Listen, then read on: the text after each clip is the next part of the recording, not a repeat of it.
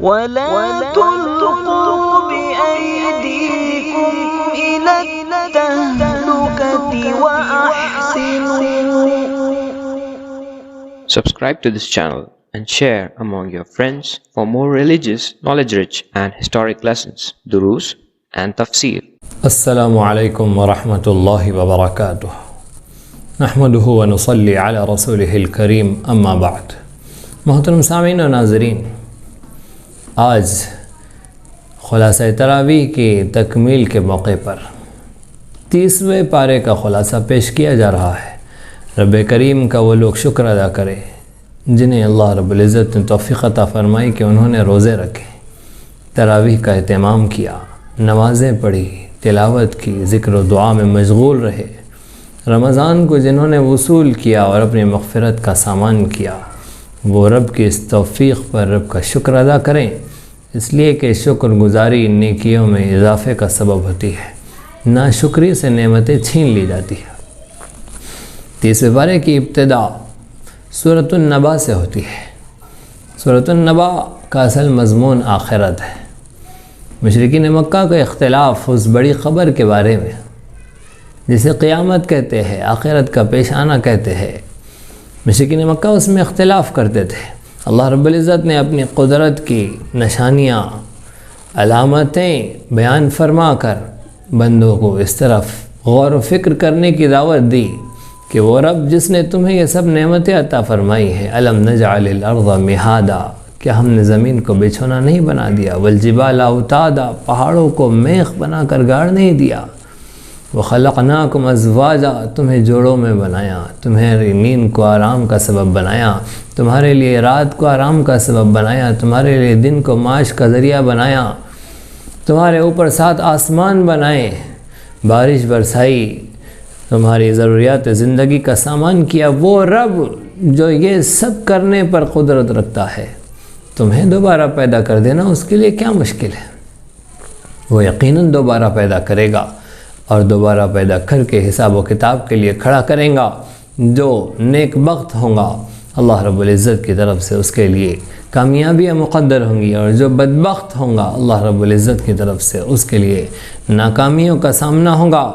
پھر جہنمیوں کے حالات بیان فرمائے، جہنم کی ہولناکی کو بیان فرمایا، اور پھر جنت کی خوش قسمتیاں اور وہاں کی راحتیں اور متقین کے لیے سامان عیش کو بیان فرمایا. اور سورت کے آخر میں کفار کے میدان محشر کے حسرت و افسوس و ندامت کے ساتھ کہے جملے کو بیان فرمایا کہ یا لیتنی کنت ترابا، کاش کہ میں مٹی ہوتا. کافر یہ کس وقت کہیں گا؟ ایک تو اس کا مطلب یہ ہے کہ کاش میں پیدا ہی نہ ہوا ہوتا، مٹی ہی ہوتا. دوسرا مطلب یہ ہے کہ کاش کہ میں دنیا میں جب مر گیا تھا تو بس ختم ہو گیا تھا، ختم ہی ہو گیا ہوتا، مٹی ہی ہو گیا ہوتا.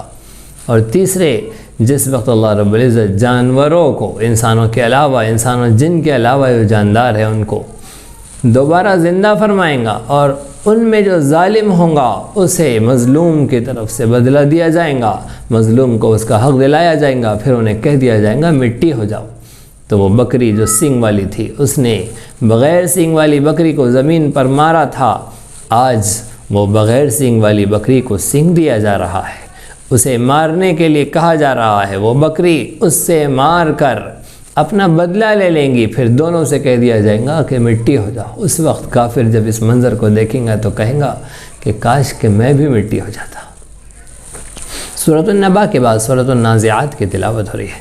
سورۃ النازعات میں ابتدا میں رب کریم نے بڑی اہم ترین قسمیں کھائی، فرشتوں کی قسمیں کھائی. اس کے بعد اللہ رب العزت نے آخرت کو بیان فرمایا. قیامت یقیناً واقع ہونے والی ہے، اور اس کی گھبراہٹ اور اس کا زلزلہ یقیناً آنے والا ہے.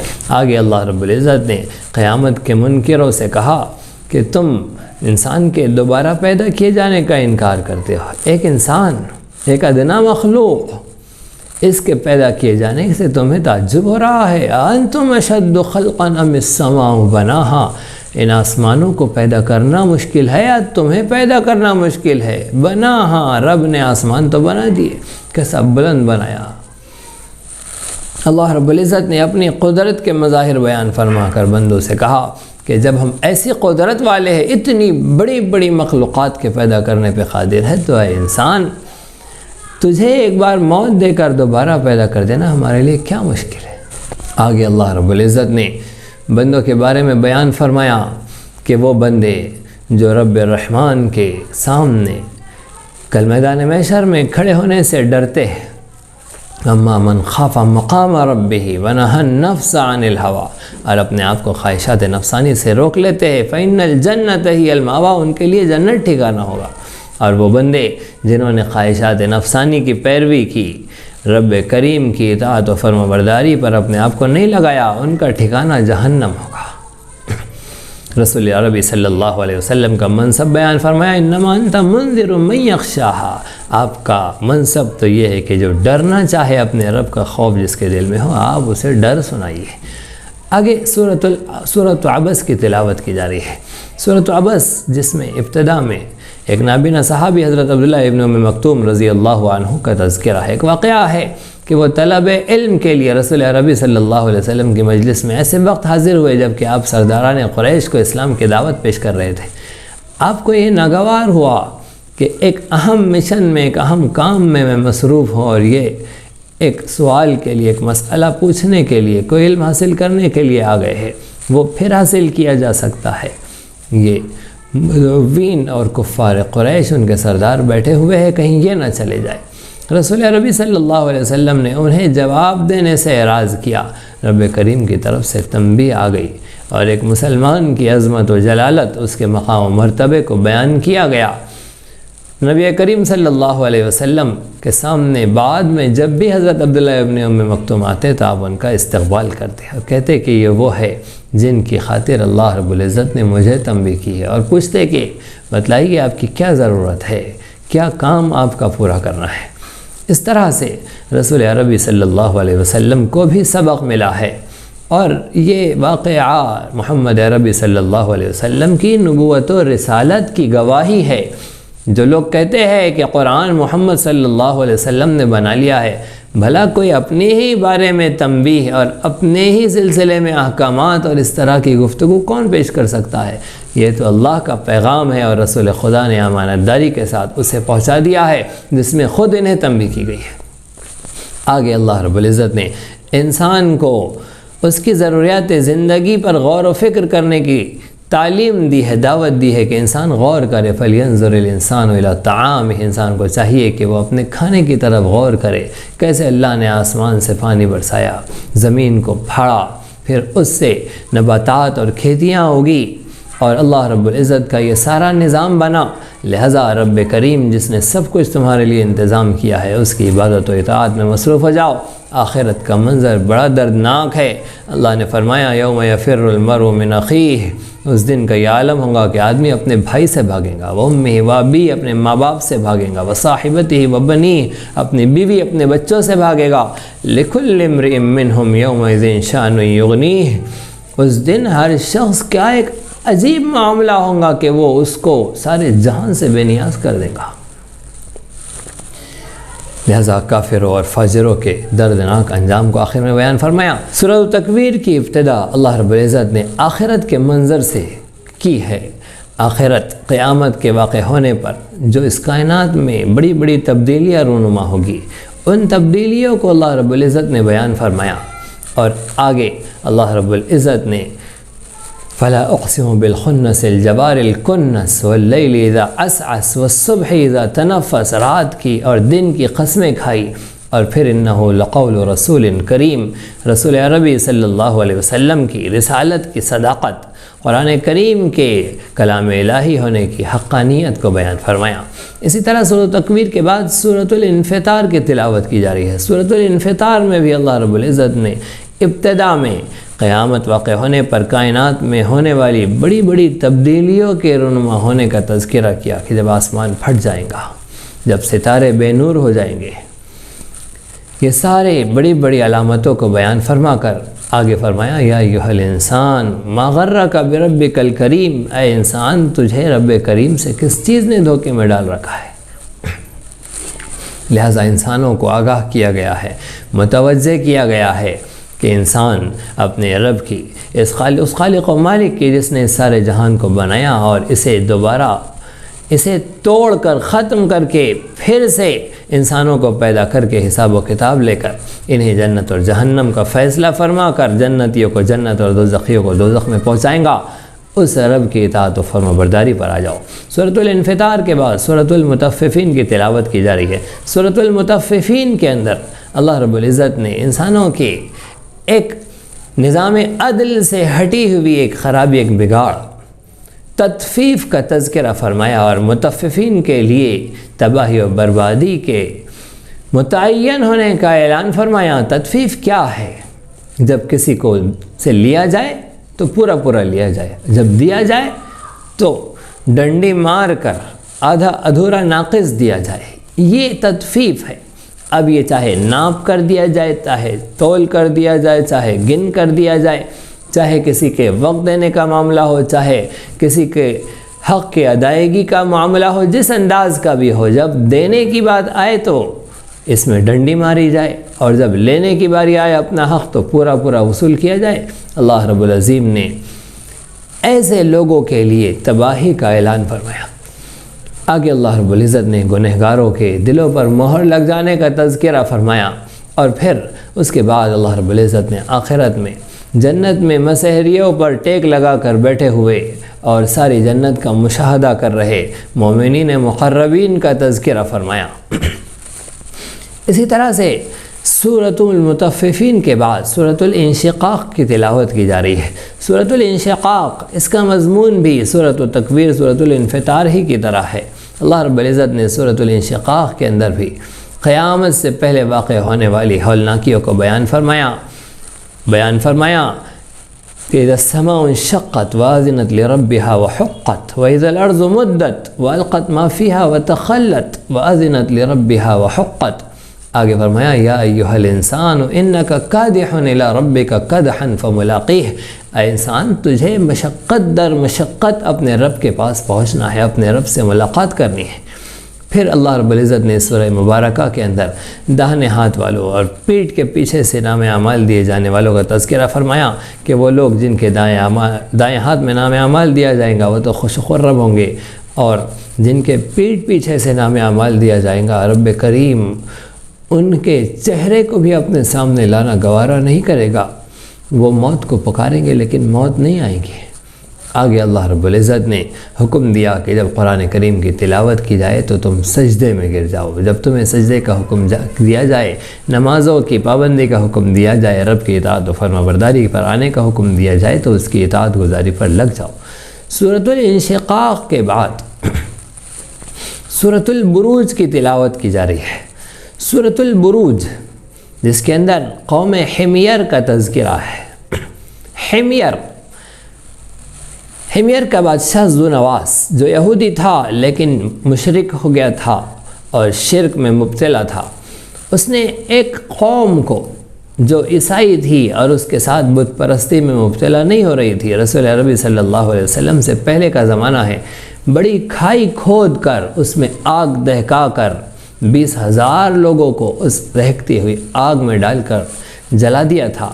اسی طرح سے مسلم شریف میں اس جادوگر اور راہب اور اس نوجوان بچے کا بھی واقعہ ذکر کیا گیا ہے جسے جادوگر کے پاس جادو سیکھنے کے لیے بھیجا جاتا، لیکن وہ جادوگر سے نفرت کرتے ہوئے راہب ایماندار کے پاس جاتا، اور پھر اللہ رب العزت نے اس مخلص نوجوان کی اس واقعے کے بعد جب راستے میں ایک بڑا اژدہا آ گیا اور لوگوں کے لیے راستہ روک دیا، اس نے اس راہب اور جادوگر کے درمیان امتحان کے لیے رب رحمان سے دعا کی اور پتھر اٹھایا اور کہا کہ اللہ اگر وہ راہب حق پر ہے تو اس پتھر سے اس اژدہے کو ختم کر دے۔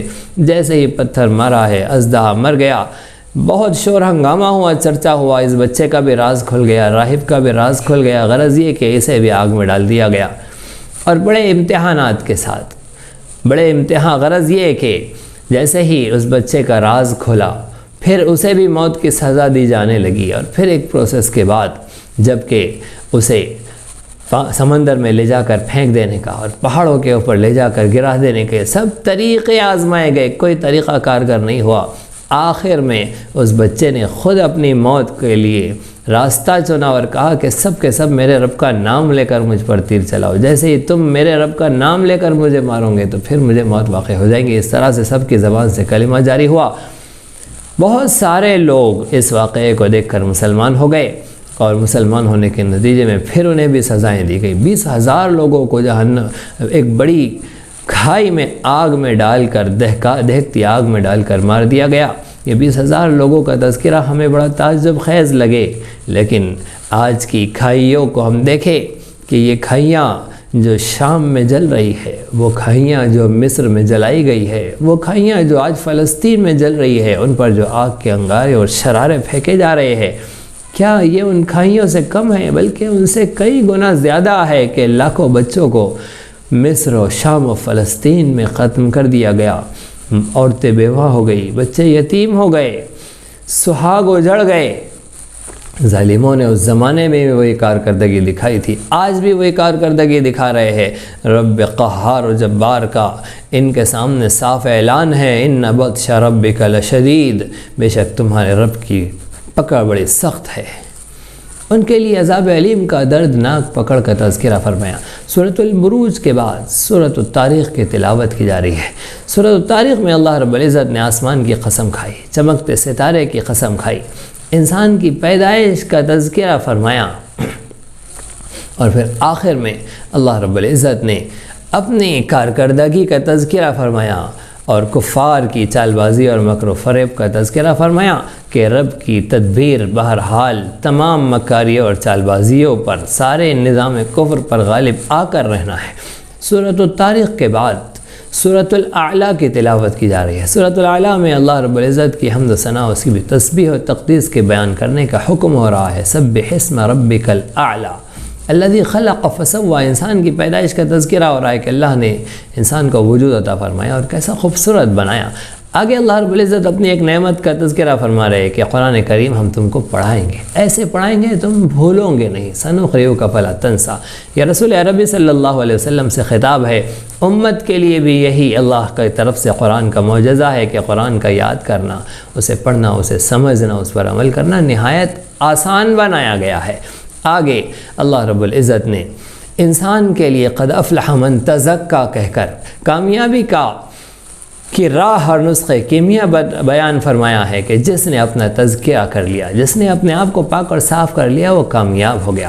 جس نے اپنے رب کا نام لیا، اس کی بزرگی بیان کی، نمازوں کی پابندی کی، لیکن جو دنیاوی زندگی کو ترجیح دیتے ہیں اور آخرت کو چھوڑ دیتے ہیں، ان لوگوں کا تذکرہ کیا کہ انسان کیسا ناشکرا ہے کہ ظاہر کے فائدے کو دیکھتا ہے جو کہ فنا ہو جانے والا ہے، اور حقیقی فائدہ جو نگاہوں سے اوجھل ہے، ایمان بالغیب سے جس کا تعلق ہے، اسے نظر انداز کرتا ہے، جبکہ آخرت ہی ہمیشہ قائم اور باقی رہنے والی ہے۔ اور یہ تذکرہ صرف محمد مصطفیٰ کے قرآن میں نہیں ہے، بلکہ حضرت موسیٰ اور حضرت ابراہیم کے صحیفوں کے اندر بھی اس کا تذکرہ موجود ہے۔ سورۃ الاعلیٰ کے بعد سورۃ الغاشیہ کی تلاوت کی جا رہی ہے۔ سورۃ الغاشیہ میں اللہ رب العزت نے قیامت کا منظر بیان فرمایا۔ غاشیہ قیامت ہی کا ایک نام ہے، ڈھانپ لینے والی۔ وہ ایسے ہولناکیاں ہوں گی کہ جو سارے جہان کو اپنے اندر لے لیں گی، ڈھانپ لیں گی۔ اس کے بعد اللہ رب العزت نے انسانوں کے سامنے اپنی قدرت کو بیان فرمایا کہ بندے اللہ کی مخلوقات پر غور کر کے رب کریم کی قدرت کو کیوں نہیں پہچانتے، یہ کیوں نہیں دیکھتے اونٹ کی طرف کہ ہم نے اسے کیسا اونچا بنایا ہے، آسمانوں کی طرف کہ کیسے ہم نے اسے بلند کیا ہے، زمین کی طرف کہ کیسے ہم نے انہیں بچھا دیا ہے، پہاڑوں کی طرف کہ کیسے ہم نے انہیں گاڑ دیا ہے۔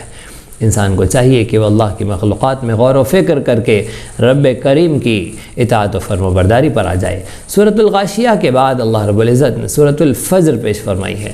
سورۃ الفجر جس میں اللہ رب العزت نے قسمیں کھا کر کافروں پر عذاب کے نازل ہونے کی متعین اور حقیقت کو پیش فرما دیا کہ یقیناً کافروں پر عذاب واقع ہو کر رہے گا۔ آگے اللہ رب العزت نے کافر قوموں، قوم سمود، قوم عاد اور قوم نوح کا تذکرہ فرمایا کہ ان کے کافروں پر بھی اللہ رب العزت نے عذاب نازل فرمایا، ان کی یقیناً زبردست پکڑ فرمائی۔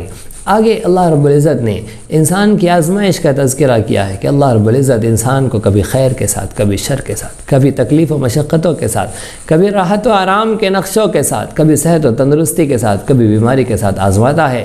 انسان کا مزاج یہ ہے کہ جب اسے نعمتیں ملتی ہے تو یہ سرکش و باغی ہو چلتا ہے، جب اس پر حالات آتے ہیں تو یہ ہول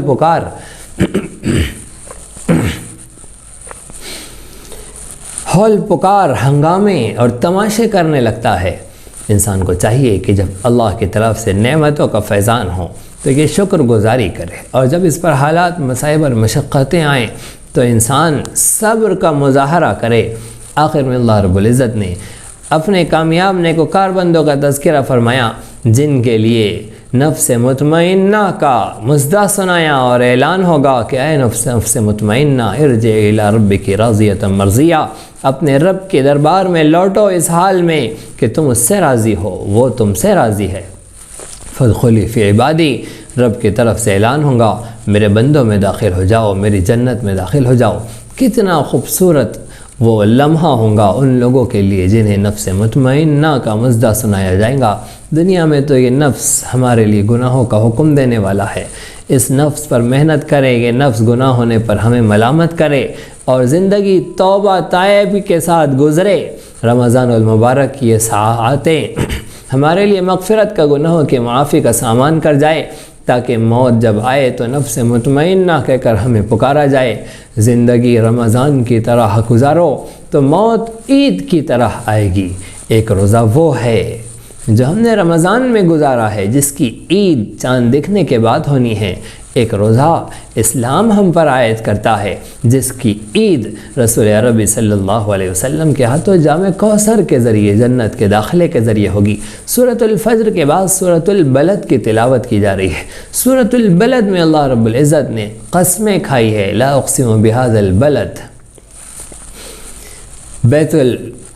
کعبۃ اللہ کی، اس بلد امین کی قسم اللہ رب العزت نے کھائی۔ وَأَنْتَ حِلٌّ بِهَذَا الْوَلَدْ وَوَالِدٍ وَمَا وَلَدْ لَقَدْ خَلَقْنَا الْإِنسَانَ فِي كَبَدٍ۔ انسان کی تخلیق کے بارے میں بیان فرمایا کہ انسان کو بڑی مشقتوں میں پیدا کیا گیا ہے۔ دنیا مشقت کا گھر ہے، یہ پیدا ہونے والا تھا اتنی چھوٹی سی جگہ میں، ہاتھ پاؤں گردن سر سکیڑے ہوا ہے، ماں کے پیٹ میں پڑا ہوا تھا، باہر نکلا ہے، ضروریات زندگی کا سامان ہے، بس بولنا نہیں آتا ہے تو چیخنا ہی ہے، رونا چلانا ہی ہے، اسی پر اس کی ضروریات کا سامان ہے، دکھ ہے، بیماریاں ہیں، مشقتیں ہیں، بڑا ہوتا ہے تو حادثات زمانہ ہیں اور روزگار کے مسائل ہے، اور پھر اس کے آگے چلتا ہے تو بڑھاپے کی مشقتیں ہیں، اس کے بعد موت کی سختیاں ہیں، وہ قبر کا نقشہ ہے، اور پھر وہ میدان محشر کا عالم ہے، اور وہ پل صراط کی ہولناکیاں ہیں۔ غرض یہ کہ ساری مشقتیں ہی مشقتیں ہیں۔ آگے اللہ رب العزت نے انسان کو حکم دیا کہ انسان اونچی گھاٹی پر چڑھے۔ اونچی گھاٹی کیا ہے؟ یہ رب کے احکامات کو پورا کرنا ہے۔ فک رقبہ، گردنوں کو آزاد کرانا، دنیاوی عذاب سے، آخرت کے عذاب سے۔ او اطعام فی یوم ذی مسغبہ، یتیم و مسکینوں کو مشقت کی حالت میں، قریبی رشتہ دار مسکینوں کو، اور ایسے مسکینوں کو جو حقیقت میں ضرورت مند ہیں، ان لوگوں کو کھانا کھلانا، ان کی ضرورتوں کا پورا کرنا، اور اس کے ساتھ صفات بھی ہو کہ ایمان ہو، اور ایمان کے ساتھ میں صبر کی، اور ایک دوسرے پر رحم کی تلقین ہو۔ سورۃ البلد کے بعد سورۃ الشمس کی تلاوت کی جا رہی ہے۔ سورۃ الشمس میں بھی اللہ رب العزت نے قسمیں کھائی، اور چند قسمیں کھانے کے بعد میں انسان کو کامیابی کا نسخہ کیمیا عطا فرمایا کہ رب نے انسان کو پیدا فرمایا، اسے خیر کا بھی راہ دکھائی، شر کی بھی راہ دکھائی۔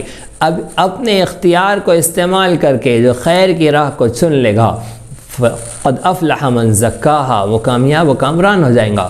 جو شر کی راہ کو چن لیں گا، وقد خاب من دساہا، وہ ناکام و نامراد ہو جائیں گا۔ ناکام اور نامراد لوگوں کی ایک مثال بیان فرمائی قوم سمود کی کہ رب کریم کی طرف سے ان کے لیے دونوں راستے دیے گئے تھے، یا تو اپنے آپ کی اصلاح کر کے کامیاب ہو جاؤ، یا اپنے نفس کو گندگی میں مبتلا کر کے ناکام و نامراد ہو جاؤ۔ وہ ناکام و نامراد ہو گئے، انہوں نے اپنے نفس کی اصلاح نہیں کی۔ اسی طرح سے سورۃ الشمس کے بعد سورۃ اللیل کی تلاوت کی جا رہی ہے۔ سورۃ اللیل میں بھی اللہ رب العزت نے ابتدا میں اپنی مخلوقات کی قسمیں کھائی اور اس کے بعد انسان کی مختلف محنتوں کا خلاصہ بیان فرمایا کہ انسان کی کوششیں محنتیں مختلف قسم کی ہے. کسی کی محنت شر کی ہے، کسی کی محنت خیر کی ہے، کوئی بخیل ہے تو کوئی مالدار اور سخی ہے، کوئی اللہ کی راہ میں خرچ کرتا ہے، کوئی اپنا ہاتھ روک لیتا ہے. بہرحال ہر شخص کو اپنی کوشش کا نتیجہ ملنا ہے. آگے ایک بہترین کوشش کرنے والے بندے کا تذکرہ ہے، وَسَيُجَنَّبُهَا الْأَتْقَى الَّذِي يُؤْتِي مَالَهُ يَتَزَكَّى. یقیناً جہنم کی آگ سے ان قریب وہ شخص بچا لیا جائے گا، وہ متقی ترین شخص بچا لیا جائے گا جو اپنا مال اللہ کی راہ میں صدقہ کرتا ہے، زکوٰۃ دیتا ہے، غلاموں کے آزاد کرنے میں دے رہا ہے، اللہ کی راہ میں جہاد میں دے رہا ہے. سارے مفسرین نے اس آیت مبارکہ کا مصداق یار غار رسول عربی صلی اللہ علیہ وسلم کے خسر، صحابی رسول، خلیفہ اول بلا فصل حضرت ابو بکر صدیق رضی اللہ عنہ کے بارے میں بیان فرمائی ہے کہ یہ حضرت ابو بکر صدیق رضی اللہ عنہ کی خوش نصیبی ہے کہ قرآن کریم نے انہیں سب سے بڑا متقی شخص بیان فرمایا اور جہنم سے ان کی آزادی کا اور جہنم سے ان کو بچا لیے جانے کا اعلان فرمایا. سورۃ اللیل کے بعد سورۃ الضحیٰ کی تلاوت کی جا رہی ہے. سورۃ الضحیٰ جس کا مضمون رسول اکرم صلی اللہ علیہ وسلم کی شخصیت گرامی کا تعارف ہے. ابتدا میں اللہ رب العزت نے قسمیں کھائیں، پھر اللہ رب العزت نے اپنے نبی کے ساتھ اپنے تعلق کو بیان فرمایا کہ ما ودعک ربک وما قلی. اے نبی صلی اللہ علیہ وسلم، آپ کے رب نے آپ کو چھوڑا نہیں، آپ کا رب آپ سے ناراض نہیں ہوا، آپ کا رب آپ کو اتنا عطا کریں گا، اتنا دیں گا کہ آپ راضی ہو جائیں گے. کب راضی ہوتا ہے انسان؟ ایک بزرگ نے ترجمہ کیا کہ اللہ کہہ رہے کہ ہم آپ کو اتنا دیں گے کہ آپ بس کہیں گے. جیسے یہ آیات مبارکہ نازل ہوئی، رسول عربی صلی اللہ علیہ وسلم نے فرمایا کہ بس کل میدان محشر میں جب فرشتہ مجھ سے کہیں گا کہ اے نبی صلی اللہ علیہ وسلم، آپ کے رب آپ کو اتنا دیں گے کہ آپ راضی ہو جائیں گے، میں اللہ سے کہوں گا کہ اے اللہ، میں اس وقت تک راضی نہیں ہوں گا جب تک کہ آپ میرے ایک امتی کو جنت میں نہ ڈالتے. یہ محمد عربی صلی اللہ علیہ وسلم کی اپنی امت سے محبت و تعلق ہے. آگے اللہ رب العزت نے اپنے نبی صلی اللہ علیہ وسلم پر اپنے انعامات کو بیان فرمایا. الم یجدک یتیما فآویٰ. اے نبی صلی اللہ علیہ وسلم، کیا آپ کو آپ کے رب نے یتیم نہیں پایا تھا، اس نے آپ کو ٹھکانہ دے دیا. ووجدک ضالا فہدیٰ. آپ کو راہ حق کا متلاشی پایا تھا، آپ کو راہ حق عطا کر دی. ووجدک عائلا فاغنیٰ. آپ کو نادار پایا تھا، آپ کو مالدار بنا دیا. ان نعمتوں کی شکر گزاری میں اب آپ یتیم کو مت دھتکاریے، آپ سائل کو مت دھتکاریے، اسے خالی ہاتھ مت لوٹائیے، اور اپنے رب کی نعمتوں کو بیان کیجیے. سورۃ الضحیٰ کے بعد سورۃ الانشراح کی تلاوت ہوئی. اس کا مضمون بھی رسول عربی صلی اللہ علیہ وسلم کی شخصیت گرامی کا تذکرہ ہے کہ رسول عربی صلی اللہ علیہ وسلم کو اللہ رب العزت اپنے انعامات یاد دلا رہے ہیں کہ ہم نے آپ کے سینے کو کھول نہیں دیا، انشراح صدر نہیں فرما دیا. الم نشرح لک صدرک. آپ پر جو بوجھ تھا ہم نے اس کے بوجھ کو اتار نہیں دیا. آپ کا تذکرہ ہم نے کتنا بلند کر دیا. جہاں جہاں اللہ کا نام لیا جا رہا ہے، ساتھ میں رسول عربی صلی اللہ علیہ وسلم کا نام لیا جا رہا ہے. کلمہ پڑھا جاتا ہے اللہ کے ساتھ رسول اللہ کا نام. اذانیں ہو رہی ہے، اذان میں اللہ کی شہادت کے بعد رسول عربی صلی اللہ علیہ وسلم کی نبوت اور رسالت کی شہادت دی جا رہی ہے.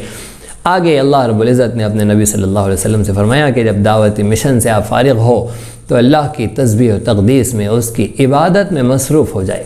سورۃ الانشراح کے بعد سورۃ التین کی تلاوت کی جا رہی ہے. سورۃ التین میں اللہ رب العزت نے اپنی کائنات میں پھیلی ہوئی اپنی نعمتوں کا تذکرہ فرمایا. انسان پر دو طرح کی نعمتیں نازل ہوتی ہیں، ایک جسمانی نعمت ہے، ایک روحانی نعمت ہے. جسمانی نعمتوں کا بھی تذکرہ کیا اور اس کی بھی قدردانی کی تعلیم دیا، اور روحانی نعمتوں کا بھی تذکرہ کیا اور اس کی بھی ناقدری سے پرہیز کرنے کا حکم دیا. انسان کی پیدائش کی خوبصورتی کا بیان فرمایا کہ ہم نے انسان کو سب سے بہترین سانچے میں ڈھالا ہے. آگے اللہ رب العزت نے فرمایا وہ ذات جس نے یہ سب کچھ عطا کیا ہے، الیس اللہ باحکم الحاکمین، اس کے فیصلے کتنے حکمتوں والے ہیں. کیا وہ حاکم سب سے بڑا حاکموں میں سب سے بڑا حاکم نہیں ہے؟ سورۃ التین کے بعد سورۃ العلق کی تلاوت کی جا رہی ہے. سورۃ العلق جو کہ نزول کے اعتبار سے سب سے پہلی سورت ہے، جس کی ابتدائی 5 آیتیں رسول عربی صلی اللہ علیہ وسلم پر اسی رمضان المبارک میں غار حرا میں آپ پر نازل ہوئی ہے. اور پھر ان آیات کے اندر تعلیم کا، قراءت کا، اقرا کا حکم دیا گیا اور فرمایا گیا کہ جو آپ جانتے نہیں تھے ہم نے آپ کو وہ علم عطا کیا ہے۔ آگے اللہ رب العزت نے کفار کے سرکشی کا تذکرہ فرمایا، ابو جہل لعین کا تذکرہ کیا، جس بدماش ابو جہل نے رسول عربی صلی اللہ علیہ وسلم کو ڈرانے دھمکانے کی کوشش کی، مشقتوں کے اندر مبتلا کیا۔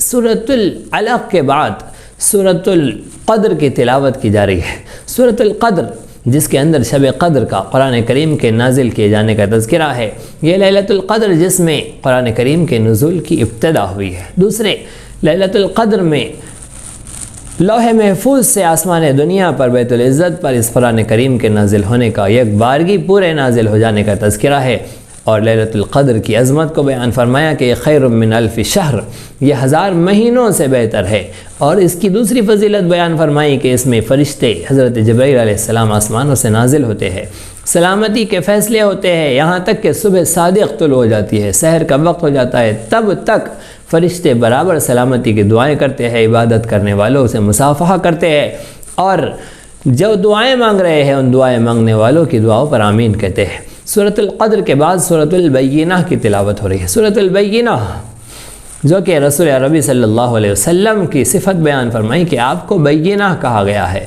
یہودی رسول عربی صلی اللہ علیہ وسلم کا انکار کرتے تھے، دعائیں تو کرتے تھے آپ کے آنے سے پہلے کہ اللہ آخری نبی کے وسیلے سے ہمیں یہاں مدینے کے مشرکوں پر فتح عطا فرما، اور وہ جب آئیں گے تو ہم ان کا ساتھ دے کر، ان کے ساتھ ہو کر تم سے مقابلہ کریں گے۔ لیکن انہیں گمان تھا کہ آخری نبی بنی اسرائیل میں آئیں گے، لیکن جیسے ہی وہ بنی اسماعیل میں آ گئے تو مارے حسد کے، جلن کے محمد عربی صلی اللہ علیہ وسلم کا انکار کر بیٹھے۔ اللہ رب العزت نے نافرمانوں کا بھی تذکرہ فرمایا، ایمان والوں کا بھی تذکرہ فرمایا، اور کامیابی اور جنت نعیم کا تذکرہ فرما کر کہا ذالک لمن خشی ربہ، یہ ان لوگوں کے لیے ہے جو اپنے رب سے ڈرتے ہیں، اس کی رضامندی اور ناراضگی کا جنہیں احساس ہے، اپنی زندگی اس کے ڈر کے ساتھ گزارتے ہیں۔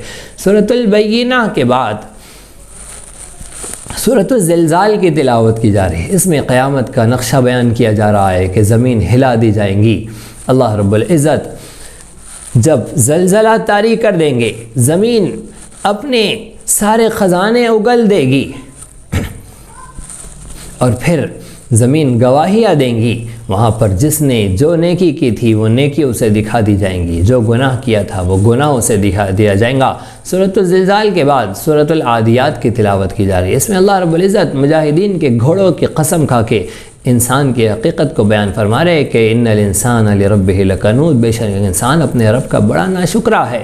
اس کا حال یہ ہے کہ یہ مال کی محبت میں بڑا حریص ہے۔ آگے فرمایا افلا یعلم اذا بعثر ما فی القبور، اسے مہمیز لگائی گئی اس کی آنکھیں کھولنے کے لیے، یہ الفاظ کہے گئے کہ کیا افلا یعلم اذا بعثر ما فی القبور، جب قبریں کھولی جائیں گی اور اس سے انسان نکلیں گے، وحصل ما فی الصدور، انسانوں کے دلوں میں سینوں میں جو کچھ چھپا ہے وہ سب کچھ باہر آ جائیں گا۔ ان ربہم بہم یومئذ لخبیر، بے شک آپ کا رب ان سارے حالات سے واقف ہے، لہٰذا وہ رب جو سب کچھ دیکھتا ہے، سب چیزوں سے واقف ہے، اس کی عبادت و اطاعت پر آ جانے میں سمجھداری ہے۔ سورۃ العادیات کے بعد سورۃ القاریہ کی تلاوت کی جا رہی ہے۔ القاریہ یہ بھی جہنم کی ایک صفت بیان، قیامت کی صفت بیان فرمائی گئی، اور قیامت کے واقع ہونے کی حقیقت کو اور سچائی کو اس کے اندر بیان کیا گیا، اور کامیاب لوگوں کے لیے کامیابی کے نقشے بیان فرمائے کہ وہ عیشت راضیہ، اپنی من مرضی کی زندگی گزاریں گے، اور جو کافر ہوں گے ان کا ٹھکانہ حاویہ جہنم ہوگا۔ وما ادراک ما ہی، آپ کو پتہ ہے یہ حاویہ کیا ہے؟ نار حامیہ، یہ سخت گرم ترین آگ ہے۔ سورۃ القاریہ کے بعد سورۃ التکاثر کی تلاوت کی جا رہی ہے۔ اس میں اللہ رب العزت انسان کو دنیا کی حقیقت بیان فرما رہے ہیں کہ تمہیں یہاں کی رنگا رنگی نے، یہاں کے مال اور اسباب کی کثرت نے دھوکے میں اور غفلت میں ڈال رکھا ہے، یہاں تک کہ تم اب قبروں کی زیارت کرو گے، موت واقع ہو جائیں گی، ان قریب تم جان لو گے۔ پھر کہہ رہے کہ تم ان قریب جان لو گے، اور پھر رب کی نعمتوں کے بارے میں کہا جا رہا ہے کہ تمہیں جب عین الیقین حاصل ہو جائیں گا، اس وقت تم سے تو ایک ایک نعمت کے بارے میں سوال کیا جائے گا۔ اللہ رب العزت اگر اپنی نعمتوں کے بارے میں ہم سے سوال کر لے تو ہم ایک گھونٹ بھی پانی کا حساب نہیں دے سکتے۔ رب کریم اپنی نعمتوں پر ہمیں شکر گزاری کی توفیق عطا فرمائے کہ ہم اس کی نعمتوں کا شکر ادا کریں، تاکہ نعمتوں کی باز پرس اور سوال اور حساب کتاب سے ہم محفوظ رہے۔ سورۃ التکاثر کے بعد سورۃ العصر کی تلاوت کی جا رہی ہے۔ اس مختصر ترین سورت کے اندر اللہ رب العزت کامیابی کا عظیم ترین فارمولہ عطا فرما رہے ہیں۔ سب سے پہلے زمانے کی قسم کھا کے کہہ رہے ہیں کہ سارے کے سارے انسان خسارے میں ہیں، سوائے ان لوگوں کے جو 3 کام کر لے، 4 کام کر لے۔ الا الذین آمنوا، سب سے پہلا کام ایمان لے آئے، وعملوا الصالحات، دوسرا کام اعمال صالحہ سے اپنی زندگی کو مزین کر لے، وتواصوا بالحق، حق کی ایک دوسرے کو وصیت کرے، تلقین کرے، فہمائش کرے، وتواصوا بالصبر، اور حق کی تلقین کے، حق پر چلنے کے نتیجے میں جو مصائب آئے اس پر صبر کرے اور صبر کی ایک دوسرے کو تلقین کرے۔ سورۃ العصر کے بعد سورۃ الہمزہ کی تلاوت کی جا رہی ہے۔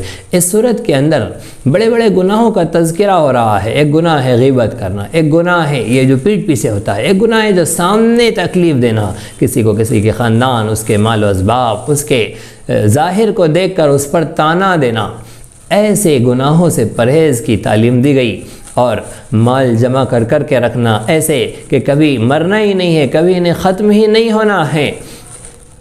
ان خرابیوں اور ان بگاڑ کا تذکرہ کیا گیا اور مسلمانوں سے کہا گیا کہ مسلمان ان گناہوں سے پرہیز کرے، ورنہ ان کی سزائیں بڑی سخت ترین ہیں۔ جہنم کی سزا کا بیان فرمایا کہ الذی تطلع علی الافئدہ، وہ نار ایسی ہوں گی جو دلوں کے اندر چھو جائے گی، صرف کھال کو نہیں، صرف گوشت کو نہیں، صرف ہڈی کو نہیں، بلکہ اندر اتر کر دلوں تک پہنچ جائیں گی۔ ایسی سخت ترین آگ ہوگی۔ اللہ رب العزت ہم سب کی حفاظت فرمائے۔ سورۃ الہمزہ کے بعد سورۃ الفیل کی تلاوت کی جا رہی ہے۔ اس میں رسول عربی صلی اللہ علیہ وسلم کی ولادت باسعادت سے پہلے مکے پر ابرہا کے حملہ کرنے اور ہاتھیوں کے لشکر کا تذکرہ فرمایا، اور خواجہ عبد المطلب رسول عربی صلی اللہ علیہ وسلم کے دادا حضرت کی دعا اور ان کے کعبۃ اللہ کے پردہ پکڑ کر رب رحمان کے حوالے کعبۃ اللہ کی حفاظت کرنے پر اللہ رب العزت کی طرف سے مدد و نصرت کے آنے، اور ابابیل پرندوں کے لشکر کے آ کر ان ہاتھیوں کے لشکروں کو تباہ و برباد کر دینے کا تذکرہ ہے۔ سورۃ الفیل کے بعد سورۃ قریش کے اندر اللہ رب العزت کی طرف سے پچھلے سورۃ الفیل ان ہاتھیوں کے واقعے پر اللہ کی مدد کے بعد قریش کو جو عزت ملی تھی، اس عزت کا تذکرہ ہے کہ قریش کو عزت ملی اور ان کے لیے تجارت کے لیے راستے محفوظ کر دیے گئے، پرامن کر دیے گئے۔ اے قریش، جس رب کے گھر کی وجہ سے تمہیں یہ عزت ملی ہے اور آج تم سب کے سردار بنے ہوئے ہو، اس رب کے گھر کی عبادت کیوں نہیں کرتے؟ اس رب کے گھر کی عبادت کرنا چاہیے۔ فَلْيَعْبُدُوا رَبَّ هَذَا الْبَيْتِ الَّذِي أَطْعَمَهُم مِّن جُوعٍ وَآمَنَهُم مِّن خَوْفٍ، جس نے تمہیں بھوک میں کھلایا، جس نے تمہیں خوف میں امن عطا کیا۔ سورۃ القریش کے بعد سورۃ الماعون کی تلاوت کی جا رہی ہے۔ سورۃ الماعون کے اندر اللہ رب العزت نے انسانوں کی حقیقت کو اور انسانوں کے اعمال کو بیان فرمایا ہے کہ ان کے اعمال یہ ہے، وہ شخص جو آخرت کو جھٹلاتا ہے اس کی کیفیت یہ ہے کہ فَذَلِكَ الَّذِي يَدُعُ الْيَتِيمَ، یہ یتیم کو دھکے دیتا ہے۔ جو مومن ہوتا ہے وہ یتیم کو دھکے نہیں دیتا، اس کی قدر کرتا ہے، اس کا حق ادا کرتا ہے۔ وَلَا يَحُضُّ عَلَى طَعَامِ الْمِسْكِينِ، جو کافر ہوتا ہے، آخرت کا منکر ہوتا ہے، وہ مسکینوں کو کھانا کھلانے پر ابھارتا نہیں ہے۔ مومن اس کے بالمقابل مسکین کو کھلاتا بھی ہے، اور کھلا نہ سکے تو کم از کم لوگوں کو کھلانے کی ترغیب تو دیتا ہے، لوگوں کو اپنے استعمال کی چیزیں دیتا ہے۔ نماز جب پڑھتا ہے تو نمازوں کے اندر اہتمام رکھتا ہے، لیکن کافر نہ نماز پڑھتا ہے اور پڑھتا ہے تو دکھاوا کرتا ہے، آخرت کا یہ منکر اور اس کی تکذیب کرنے والا، اور آخر میں معمولی سامان کی استعمال کی چیزیں بھی دینے سے انکار کرتا ہے، روک دیتا ہے۔ اس طرح سے مومن اور کافر کے درمیان فرق کو بیان کیا گیا۔ مومنین کو ان خصلتوں، ان عادتوں، ان بگاڑ سے بچنے کی تعلیم و تلقین کی گئی۔ سورۃ الماعون کے بعد سورۃ الکوثر کی تلاوت کی جا رہی ہے۔ سورۃ الکوثر میں اللہ رب العزت نے 3 باتیں بیان فرمائی ہیں، مختصراً سنیں۔ 3 باتیں ہیں، اس کی تفصیل ہمارے اسی چینل پر آپ کو سورۃ الکوثر کی تفسیر کی ساری کلپس کے اندر ملیں گی۔ سب سے پہلے سب سے پہلے آیت کے اندر اللہ رب العزت نے حضرت رسول عربی صلی اللہ علیہ وسلم کے عظمت و مقام کو بیان فرمایا، دوسری آیت میں محمد عربی صلی اللہ علیہ وسلم کے مشن اور پروگرام کو بیان فرمایا، اور تیسری آیت میں رسول صادق صلی اللہ علیہ وسلم کے دشمنوں کے انجام کو بیان فرمایا۔ سورۃ الکوثر کے بعد سورۃ الکافرون کی تلاوت کی جا رہی ہے۔ سورۃ الکافرون یہ اس وقت نازل ہوئی جبکہ کفار کا ایک گروہ، ایک جماعت رسول عربی صلی اللہ علیہ وسلم کے پاس آ کر اس کفر و توحید کے جھگڑے کو ختم کرنے کے لیے ایک پیشکش لے کر آئی اور کہا کہ ایک سال آپ ہمارے معبودوں کی عبادت کر لیں، ایک سال ہم آپ کے معبودوں کی عبادت کر لیں گے، جھگڑا ختم ہو جائے گا۔ آخر میں کہا کہ ٹھیک ہے، آپ کے گھر میں آپ کے معبود کی عبادت کریں، لیکن جب ہمارے سامنے آ جائے تو ہمارے معبودوں کو برا بھلا نہ کہے۔ اللہ رب العزت نے نبی کریم صلی اللہ علیہ وسلم کو حکم دیا کہ آپ کفر سے برسر عام اعلان برات کر دے، حال میں بھی اور مستقبل میں بھی، کہ دنیا کفر دنیا اسلام سے پوری طرح سے مایوس ہو جائے۔ اس طرح سے سورۃ الکافرون کے بعد سورۃ النصر کی تلاوت کی جا رہی ہے۔ سورۃ النصر کے اندر فتح مکہ کا تذکرہ ہے۔ حضرت عبداللہ ابن عباس رضی اللہ عنہ بیان فرماتے ہیں کہ اس سورہ مبارکہ میں رسول عربی صلی اللہ علیہ وسلم کے وصال کی اطلاع ہے۔ اس سورہ مبارکہ کے اندر حکم دیا گیا ہے کہ جب آپ دیکھیں کہ فوج در فوج لوگ اسلام میں داخل ہو رہے ہو، اللہ کی مدد و نصرت آ گئی ہے، تو پھر فسبح بحمد ربک واستغفر، اپنے رب کی حمد و ثنا بیان کیجئے، اس کی پاکیزگی بزرگی بیان کیجئے اور استغفار کیجئے، انہ کان توابا، وہ خوب توبہ قبول کرنے والا ہے۔ سورۃ النصر کے بعد سورۃ اللہب کی تلاوت کی گئی۔ اس سورہ مبارکہ میں رسول عربی صلی اللہ علیہ وسلم کا چاچا مگر کافر بدبخت لعین جو رسول عربی صلی اللہ علیہ وسلم کا دشمن تھا، ابو لہب، اور اس کی بیوی ام جمیل کا تذکرہ ہے، اور اللہ رب العزت کی طرف سے اس کے لیے بد دعائیں ہیں، اور دنیا اور آخرت میں اس کے لیے خسران، حرمان، بدبختی اور شقاوت کا اعلان فرمایا گیا ہے۔ سورۃ اللہب کے بعد سورۃ الاخلاص کی تلاوت کی جا رہی ہے۔ اس سورت کے اندر توحید کو بیان فرمایا ہے۔ ایک ہے توحید ربوبیت، ایک ہے توحید الوہیت، اور ایک ہے توحید علم۔ توحید ربوبیت کو تو کافر مشرک سب مانتے ہیں کہ اللہ پیدا کرنے والا ہے، اوپر والا ہے، سب کچھ چلا رہا ہے، بنا رہا ہے، لیکن توحید الوہیت کہ اللہ ہی کی عبادت کرنی ہے، اس کے علاوہ کسی کی عبادت نہیں کرنی، اسے مسلمان مانتے ہیں، کافر نہیں مانتے۔ لیکن توحید فی الذات و صفات جو ہے وہ اللہ رب العزت کی صفات میں، اس کے اسماء میں، ہم مسلمانوں میں سے بھی بہت سارے وہ لوگ ہیں جو اللہ کے ساتھ غیر اللہ کو بھی شریک کر دیتے ہیں، اس شرک سے بچنا چاہیے۔ سورۃ الاخلاص کے بعد سورۃ الفلق کی تلاوت کی جا رہی ہے۔ سورۃ الفلق کے اندر اللہ رب العزت نے اپنی مخلوقات میں کا تذکرہ فرمایا، قل اعوذ برب الفلق۔